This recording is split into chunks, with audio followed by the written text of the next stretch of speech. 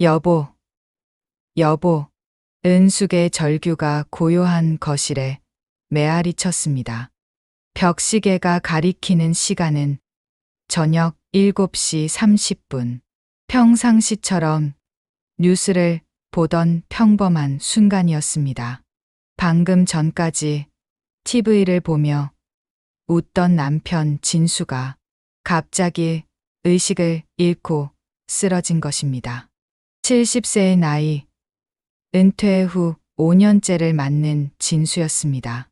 아니야, 이럴 리 없어. 은숙은 떨리는 손으로 119에 신고했습니다. 40년 결혼 생활 동안 큰 병치레 한 번 없던 남편이 갑자기 이럴 리가 없다고 믿고 싶었습니다. 은퇴 후 평범하고 소소한 일상을 보내던 부부. 아침엔 함께 공원을 산책하고 오후엔 손자들 돌보기에 바쁜 일상이었습니다. 그런 평범한 일상에 찾아온 청천벽력 같은 순간이었습니다. 응급실 복도에서 밤새 기다리던 은숙. 형광등 불빛 아래 초조하게 서성이며 남편의 안위를 걱정했습니다. 새벽 2시가 넘어서야 담당 의사가 나타났습니다. 보호자 맞으시죠? 의사는 침통한 표정으로 말했습니다. 뇌출혈입니다. 상태가 좋지 않습니다. 당분간 의식을 되찾기 어려울 것 같습니다. 은숙의 다리에서 힘이 빠졌습니다. 40년을 함께한 남편이 이렇게 갑작스럽게 중환자실에 누워있는 진수는 산소호흡기에 의존한 채 깊은 잠에 빠져 있었습니다. 각종 의료 장비들이 삐삐 소리를 내며 남편의 생명을 연장하고 있었습니다. 은숙은 하루 종일 남편의 손을 잡고 앉아 그의 이름을 불러보았습니다. 여보, 일어나. 내 목소리 들리지? 하지만 아무런 반응이 없었습니다. 3일째 되던 날, 간병 경험이 풍부한 김 간호사가 은숙을 복도로 불러냈습니다. 부인, 잠시 나와 보세요. 말씀드릴 게 있어요. 남편분이 쓰러지기 전부터 계속 작은 녹음기를 긁고 다니셨어요. 입원할 때 소지품에서 발견했는데 혹시 아시나요? 녹음기요? 은숙은 고개를 갸웃했습니다. 평소 스마트폰 사용도 서툴렀던 남편이 녹음기를 사용한다는 게 의외였습니다. 요즘 어르신들이 일기 대신 음성으로 기록하시는 경우가 많아요. 한번 확인해 보세요. 집으로 돌아온 은숙은 남편의 서랍을 하나씩 뒤져보았습니다. 속옷, 양말, 오래된 시계들, 그리고 맨 아래 구석진 곳에서 손바닥만한 작은 은색 녹음기를 발견했습니다. 은숙의 손이 미세하게 떨렸습니다. 남편이 몰래 무엇을 녹음했을까? 왠지 모를 불안감이 가슴 깊숙이 스며들었습니다. 은숙은 녹음기를 손에 쥔 채 거실 소파에 앉아 한참을 망설였습니다. 작고 차가운 기계가 마치 판도라의 상자처럼 느껴졌습니다. 재생 버튼을 누르는 순간 알고 싶지 않은 진실을 마주할지도 모른다는 막연한 두려움이 엄습했습니다. 하지만 의식을 잃은 남편의 마지막 흔적이라는 생각에 결국 떨리는 손으로 재생 버튼을 눌렀습니다. 쉬익하는 잡음 뒤로 익숙하면서도 낯선 남편의 목소리가 흘러나왔습니다. 녹음 일자 8월 15일.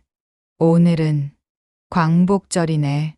평상시보다 더 신중하고 조심스러운 톤이었습니다. 혹시 내가 먼저 떠나게 된다면 은숙이가 이 녹음을 듣게 될까? 은숙의 심장이 쿵 내려앉았습니다. 남편이 자신의 죽음을 예감하고 있었던 걸까요? 왜 이런 말을 남겼을까요? 은수가 미안해. 평생 숨겨온 게 있어. 남편의 음성은 평소보다 더 낮고 무거웠습니다. 마치 큰 짐을 내려놓으려는 듯한 목소리였습니다. 젊었을 때부터 말하지 못한 일들이 많았어. 부끄럽고 창피해서 차마 입에 담지 못했던 것들. 가장이라는 이름으로 혼자 짊어진 무거운 짐들.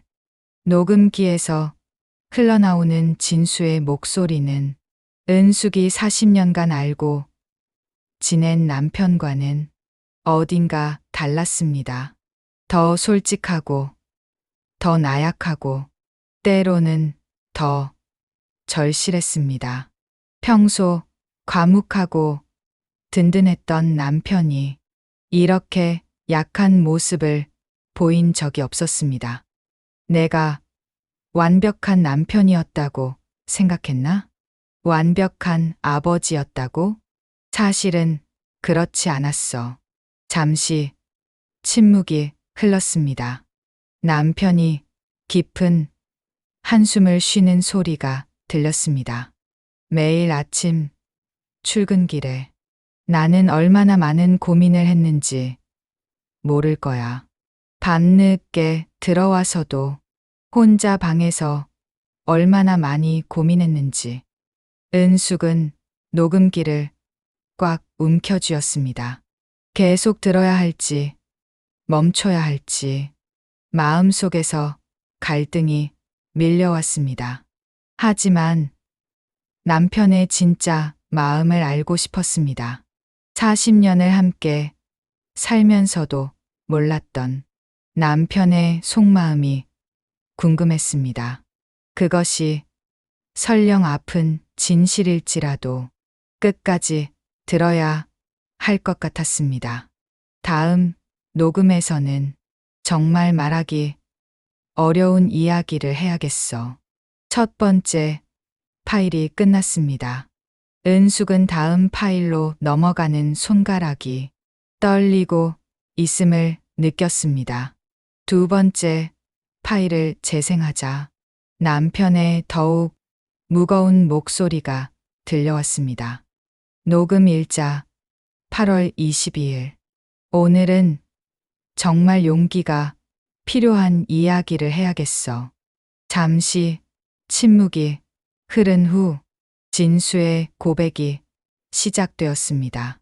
은수가 사업 초기에 빚이 있었어.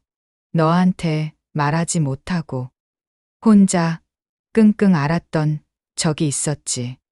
은숙의 눈이 커졌습니다. 그런 일이 있었다는 걸 전혀 몰랐습니다. 그때가 1995년쯤이었나. 너는 둘째 아이를 임신 중이었고 나는 가장으로서의 무게감에 어깨가 짓눌릴 것 같았어. 은숙은 30년 전 그 시절을 떠올렸습니다. 남편이 유난히 예민하고 말수가 적었던 때, 밤늦게 술 냄새를 풍기며 들어온 날들. 그때는 단순히 일이 힘들어서라고 생각했는데 이런 깊은 고민이 있었다니. 친구한테 몰래 돈을 빌리기도 했고 때로는 술로 현실을 회피하기도 했어. 완벽한 가장 노릇을 하느라 나 자신을 잃어버렸던 것 같아. 남편의 목소리에서 30년 전의 괴로움이 그대로 느껴졌습니다. 그 시절 너는 몸이 무거운데도 집안일을 다 해주고 큰 아이까지 돌봐주고 나는 그런 너에게 고민을 털어놓을 수가 없었어. 녹음기 속 남편의 음성이 잠시 끊어졌습니다. 그리고 다시 이어졌습니다. 하지만 말이야, 은수가 돌이켜보니 내 인생에서 가장 소중한 건 결국 너였어. 은숙의 눈에서 눈물이 뚝뚝 흘러내렸습니다. 너의 따뜻한 미소, 아픈 아이를 밤새 돌보는 내 모습, 매일 아침 정성스럽게 차려준 따뜻한 밥 한 그릇, 그 모든 게 나를 버티게 해준 힘이었어. 분노와 사랑이 동시에 밀려왔습니다. 왜 그때 말하지 않았을까? 함께 고민하고 해결할 수 있었을 텐데. 하지만 동시에 남편의 마음도 이해가 되었습니다. 남자로서, 가장으로서의 책임감과 자존심, 그 무거운 짐을 혼자 짊어진 남편이 이제야 안쓰럽게 느껴졌습니다. 미안해, 은수가. 그때 솔직하게 말했어야 했는데, 너와 함께 고민했어야 했는데, 남편의 목소리가 떨리고 있었습니다. 고마웠어, 은수가. 내가 있어서 내 삶은 의미가 있었어. 내가 있어서 나는 포기하지 않을 수 있었어. 30년이 지나서야 듣는 남편의 진심. 은숙은 가슴이 미어지는 듯 했습니다. 하지만 아직 더 많은 파일이 남아 있었습니다. 남편이 숨겨온 이야기가 더 있다는 뜻이었습니다. 녹음기의 마지막 파일이었습니다. 화면에 표시된 파일명은 은숙에게였습니다. 은숙은 심장이 구근거리는 것을 느끼며 마지막 재생 버튼을 눌렀습니다. 녹음 일자 8월 30일. 오늘이 마지막 녹음이 될 것 같아. 남편의 목소리가 어느 때보다 선명하고 간절하게 들려왔습니다. 은수가, 은수가. 남편이 자신의 이름을 여러 번 불렀습니다. 마치 바로 옆에 앉아 있는 것처럼 다정하고 그리운 목소리였습니다. 이 녹음을 듣고 있다는 건 아마 내가 더 이상 곁에 없다는 뜻이겠지. 아니면 의식을 잃어서 너와 대화할 수 없는 상황이거나. 은숙의 가슴이 미어질 듯 아팠습니다. 남편이 정말 자신의 죽음을 예감하고 이 녹음을 남긴 것이었습니다. 미안했고 고마웠어. 정말, 정말 고마웠어. 짧은 문장이었지만 그 안에 담긴 진심이 은숙의 가슴을 뭉클하게 만들었습니다. 40년이라는 긴 시간 동안 완벽하지 못한 나와 함께 해줘서 고마워. 투덜대고 고집부리고 때로는 화내는 그런 못난 남편과 함께 해줘서 남편의 목소리가 점점 떨리고 있었습니다. 당신이 있어 내 삶은 행복했어. 정말로 행복했어. 아침에 눈 뜨면 내가 있고 저녁에 집에 돌아오면 내가 기다리고 그게 얼마나 큰 행복인지 이제야 알겠어. 잠시 침묵이 흘렀습니다. 남편이 깊게 숨을 고르는 소리가 들렸습니다. 이제 나 없이도 씩씩하게 잘 살아가길 바라. 우리 큰 아이도 잘 돌봐주고 작은 아이도 걱정 말고 믿고 맡겨주고, 그리고 손자들, 우리 예쁜 손자들도 남편의 목소리가 점점 작아졌습니다. 마치 울먹이는 것 같았습니다. 너무 혼자 힘들어하지 말고 가끔은 아이들한테 기대기도 하고 친구들과도 자주 만나서 웃고 떠들며 지내길 바라. 마지막 당부였습니다. 사랑해, 은수가. 정말 많이 사랑했어. 40년 동안 한 번도 말한 적 없지만 매일매일 사랑했어. 녹음이 끝났습니다.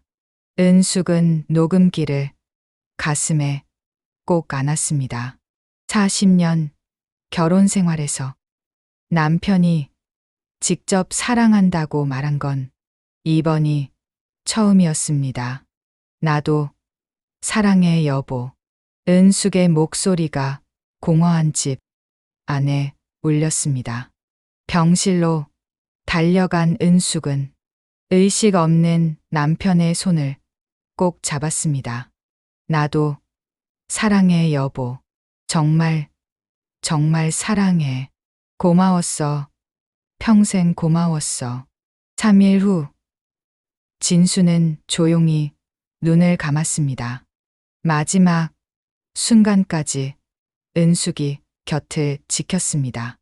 녹음기는 여전히 그녀의 손에 있었고 남편의 마지막 말씀이 계속 귓가에 맴돌았습니다. 사랑해, 은수가. 그 말이 남편의 진짜 마지막 인사였습니다. 장례를 치르는 동안 많은 사람들이 찾아와 위로해 주었습니다. 친척들, 옛 직장 동료들, 동네 이웃들까지. 하지만 정작 은숙의 마음을 달래준 건 녹음기 속 남편의 따뜻한 음성이었습니다.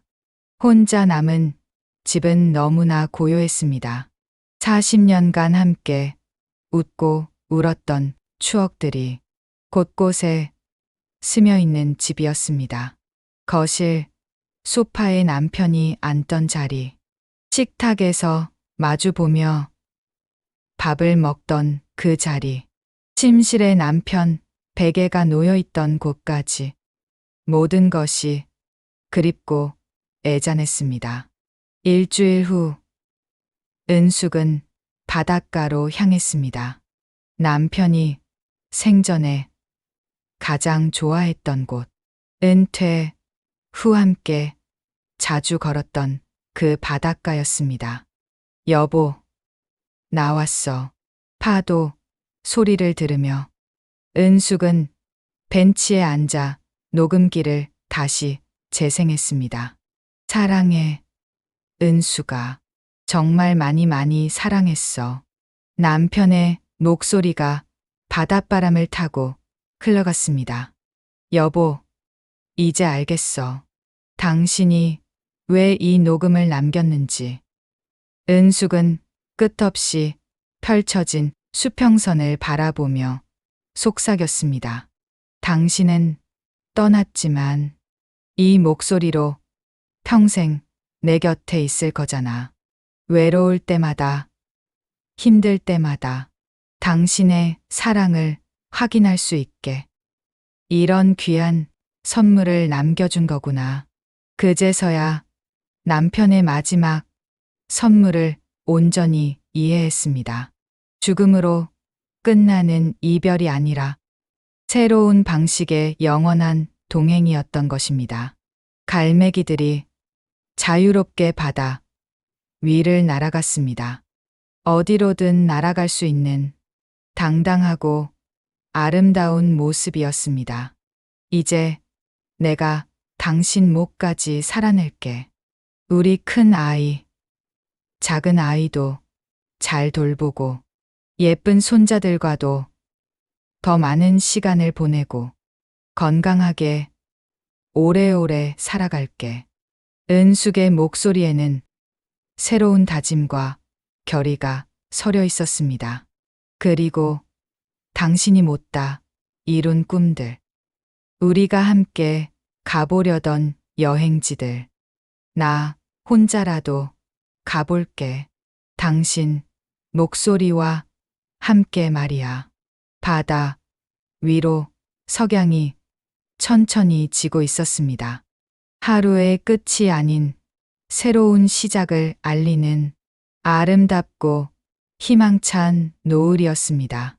은숙은 녹음기를 가방에 소중히 넣고 집으로 향하는 발걸음을 옮겼습니다. 남편의 목소리와 함께 그녀의 두 번째 인생이 시작되는 순간이었습니다. 고마워, 여보. 진짜 사랑이 뭔지 가르쳐줘서 이제 나도 용기 내어 새롭게 살아볼게. 여러분도 이 이야기가 감동적이셨나요? 구독과 좋아요, 알림 설정으로 더 많은 감동 스토리를 만나보세요. 다음에도 여러분의 마음을 따뜻하게 해드릴 이야기로 찾아뵙겠습니다.